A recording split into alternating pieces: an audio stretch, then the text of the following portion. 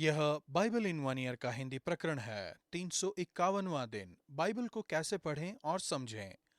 जब हम वचन को पढ़ने की कोशिश करते हैं तो हमारे पास तीन सहायक होते हैं। पहला आपके साथ पवित्र आत्मा, कुरिन्थियों 2 का 2 से 16। दूसरा आपके साथ कलीसिया है। और यह सोच लेना कि पवित्र आत्मा सिर्फ मुझसे बात करते हैं, यह बहुत घमंड की बात है। पवित्र आत्मा ने इतिहास में बहुतों से बात की और आज भी अपने लोगों से बातें करते हैं।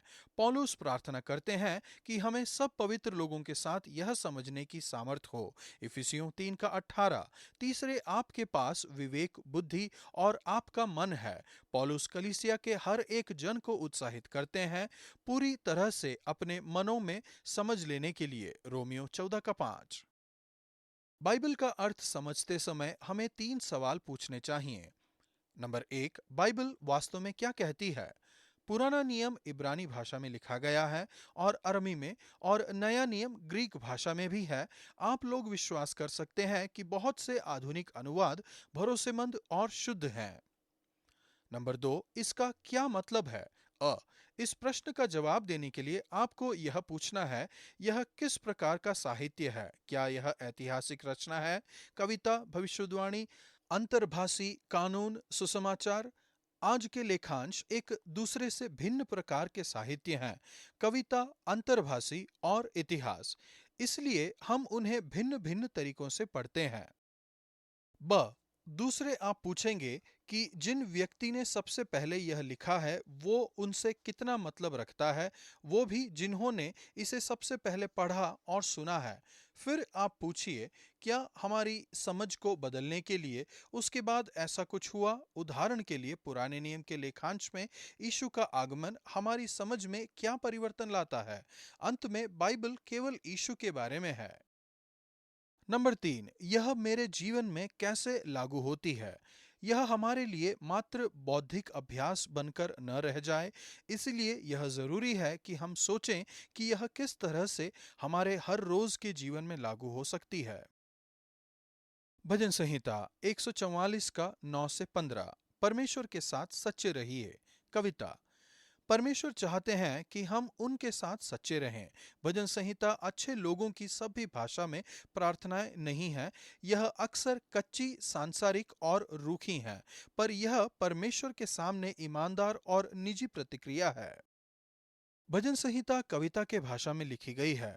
कवि रॉबर्ट बर्नर्स ने लिखा, मेरा प्रेम एक लाल गुलाब की तरह है, पर इसका अर्थ शाब्दिक नहीं था।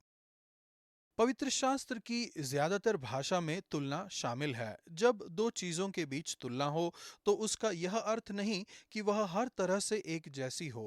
उदाहरण के लिए, हमारे बेटे जवानी के समय पौधों की नाई बढ़ें, हमारी बेटियां उस सिरे के पत्थरों के समान हो जो मंदिर के पत्थरों की नाई बनाई जाएं। भजन संहिता मानव भावनाओं को भी व्यक्त करता है। उदाहरण के लिए, हमारे आज के लेखांश में भजनकार ने लिखा है, तो मुझको उबार और परदेशियों के वश से छुड़ा ले, जिनके मुंह से व्यर्थ बातें निकलती हैं और जिनका दाहिना हाथ कपटपूर्ण है। स्पष्ट रूप से यह सत्य नहीं है कि सारे विदेशी झूठे और धोखेबाज होते हैं। भजन संहिता कभी कभी परमेश्वर के प्रति क्रोध व्यक्त करता है और दूसरों के प्रति प्रतिशोध, लेकिन इसका अर्थ यह नहीं है कि ये भावनाएं सही हैं, पर यह सही प्रतिक्रियाएं हैं जो हम में से बहुत लोग महसूस करते हैं अपने जीवनों में। दाऊद युद्ध के बीचों बीच था और उस पर बार बार विदेशी राजा हमला कर रहे थे। सशस्त्र युद्ध उसके लिए जीवन का एक सच बन गया था, पर उस पृष्ठभूमि के विरुद्ध वह परमेश्वर का धन्यवाद करता है युद्ध के लिए उसके हाथों को प्रशिक्षण देने के लिए। फिर भी ऐसा नहीं कहता कि हम अपनी इन भावनाओं का अनुसरण करें। नए और पुराने नियम के अनुसार हमें विदेशियों और बाहरी लोगों से विशेष प्रेम रखने के लिए कहा गया है। और भी दूसरी भावनाओं से हम प्रेरित होकर उनका अनुसरण कर सकते हैं। उदाहरण के लिए, पद 9 में दाऊद के शब्द हमें आराधना करने के लिए प्रेरित करते हैं। वे लोग अपनी अभिलाषा व्यक्त करते हैं, अपने परिवार पर, परमेश्वर की आशीषों के लिए, अपने काम पर और अपने राष्ट्र की सुरक्षा के लिए, और वह ऐसा कहकर अंत करते हैं, तो इस देश में जो राज्य हो वह क्या ही धन्य होगा। जिस राज्य के परमेश्वर यहोवा हैं वह क्या ही धन्य है। प्रभु, आपका धन्यवाद हो कि कलीसिया पर आपकी आशीषें हैं।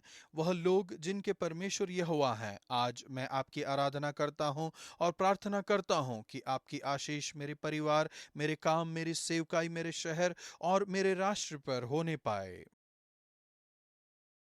नया नियम प्रकाशित वाक्य 8 का 1 से 9 के 12 तक। अपनी प्रार्थनाओं से बदलाव लाइए। अंतर्भाषी अंतर्भाषी साहित्य सपनों और दूरदर्शिता का साहित्य है। वह दिव्य रहस्यों और इतिहास के अंत का साहित्य है। यह चिन्हों से भरा हुआ है जिन्हें हमें समझना है। इसमें हमें उन बातों की झलक दिखाई पड़ती है जो हमें उन बातों को समझने में मदद करती है जो हमारी समझ से परे है। अंतर्भाषी साहित्य के लेख को समझना इतना आसान नहीं है। ऐसा लगता है मानो यीशु संसार को बुला रहे हैं ताकि वे पश्चाताप करें और उनके आने वाली न्याय की चेतावनी को समझें। न्याय से पहले स्वर्ग में सन्नाटा छा गया, पूरा सन्नाटा आधी घड़ी तक का। और इस कांपते हुए रहस्य के दौरान पूरे स्वर्ग में सन्नाटा छा जाता है। हो सकता है वे सांकेतिक हैं उस अवसर के जब परमेश्वर के लोगों की प्रार्थनाएं परमेश्वर के पास लाई जाएंगी और सुनी जाएगी। वह सात तुरही बताती है कि परमेश्वर अपनी शक्ति से सब कुछ कर रहे हैं ताकि हम पश्चाताप करें। परमेश्वर की यह इच्छा है कि वह हमें सावधान करें हमारी जीवन शैली के कारण ना टलने वाले परिणामों से। पहली चार तुरही हमें प्राकृतिक विनाश की सूचना देती है। पर्यावरण का विनाश, निर्माण में गड़बड़ी, मानव त्रासदी और अंतरिक्ष में विनाश। पांचवें और छठे स्वर्गदूत मनुष्यों के विनाश की सूचना देते हैं। और इन सब के बीच हम प्रार्थनाओं का अर्थ समझते हैं। फिर एक और स्वर्गदूत सोने का धूपदान लिए हुए आया और वेदी के निकट खड़ा हुआ और उसको बहुत धूप दिया गया कि सब पवित्र लोगों की प्रार्थनाओं के साथ उस सोनहली वेदी पर जो सिंहासन के सामने है चढ़ाए। और उस धूप का धुआं पवित्र लोगों की प्रार्थनाओं सहित स्वर्गदूत की दया से परमेश्वर के सामने पहुंच गया। प्रार्थना का सही प्रभाव यहाँ स्पष्ट नहीं है, पर यह स्पष्ट है कि आपकी प्रार्थनाएं सुनी जा रही हैं। आपकी प्रार्थना महत्वपूर्ण है और यह बदलाव लाती है। हम यीशु के पहले और दूसरे आगमन के बीच के समय में रह रहे हैं और जो कुछ इन अध्यायों में लिखा है उन बातों का सबूत हम देखते हैं, यानी संसार में जो कुछ हो रहा है।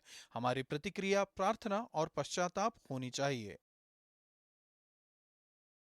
प्रभु, मैं अपने जीवन को परखना चाहता हूँ और जाने या अनजाने सब पापों का पश्चाताप करना चाहता हूँ।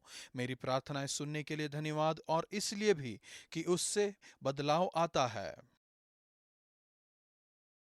पुराना नियम एजरा 1 के 1 से 2 के 67 तक। अपने जीवन के लिए परमेश्वर की योजनाओं को पूरा करिए। इतिहास परमेश्वर के पास आपके जीवन के लिए एक उत्तम योजना है और कुछ अद्भुत करने के लिए आपको बुलाया गया है। एजरा की पुस्तक यह दर्शाती है कि जब परमेश्वर की योजना होती है तब बहुत विरोध और प्रतिरोध का सामना भी करना पड़ सकता है, लेकिन परमेश्वर आपके साथ हैं और अंत में परमेश्वर की योजनाएं ही सफल होंगी। एज़रा की पुस्तक में हम अपने आप को एक जाने पहचाने इतिहास की जगह में पाते हैं। बाइबल की ऐतिहासिक पुस्तकें सिर्फ अभिलेख नहीं हैं कि उस समय क्या हुआ था, बल्कि इसमें हमें उन घटनाओं का अनुवाद भी दिखाया गया है। ऐतिहासिक लेख को एक भविष्यवाणी गतिविधि की तरह देखा जा सकता था। तथ्यों को लिखना और विस्तार से समझाना कि जिन घटनाओं को दर्शाया गया है उनके दौरान परमेश्वर किस तरह से अपने कार्य में लगे हुए थे।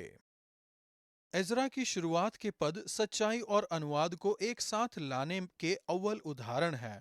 फारस के राजा क्रूसु के पहले वर्ष में परमेश्वर ने फारस के राजा क्रूसु का मन उभारा कि परमेश्वर का वचन जो यिर्मयाह के मुंह से निकला था वह पूरा हो जाए। इसलिए उसने अपने समस्त राज्यों में यह प्रचार करवाया और लिखवा भी दिया। समकालीन शिलालेख यह दर्शाता है कि क्रूसु पारस के राजा ने कई देश के बंधुओं को वापस घरों को लौटने की अनुमति दी।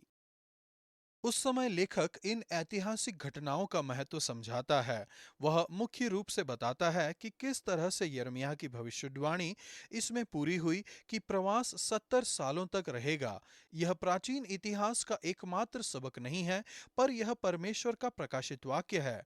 यह हमें परमेश्वर की वफादारी उनके लोगों के लिए दर्शाता है। यह हमें याद दिलाता है कि वे बचाने वाले परमेश्वर हैं। यह दिखाता है कि वह किस तरह से इतिहास पर अपना अधिकार और नियंत्रण रखते हैं। जो घटनाएं एज़रा ने इन अध्यायों में दर्शाया है, जो 536 बीसी में हुई थीं, 70 सालों के पतन, घर से और देश से निकाले जाने के बाद एक नई शुरुआत हुई परमेश्वर के लोगों के लिए, क्योंकि उन्हें घर वापसी की अनुमति दी गई थी।